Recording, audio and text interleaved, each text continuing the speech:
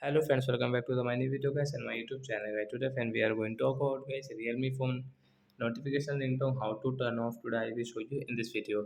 Guys, you want to off your notification ringtone, so friend, how can you off? Today I will show you guys. Means guys, you don't want to use guys your notification ringtone setting guys, you want to turn off your notification ringtone. So friend, how can you off? Today I will show you in this video guys. So first of all guys, open your phone setting to off your ringtone. After on phone setting, guys, scroll it and friends you can see guys your notification and vibration setting is tap here and guys again scroll friends click on your notification sound setting is tap here. So friends you can see your notification down ringtone setting. So friends click on this no option guys. First setting is tap here. Friends come back. Friends you can see notification ringtone will off. Guys you can see we don't have any notification volume guys you can see guys. So like that guys, you can turn off your notification ringtone if you want to off, so you can off from here.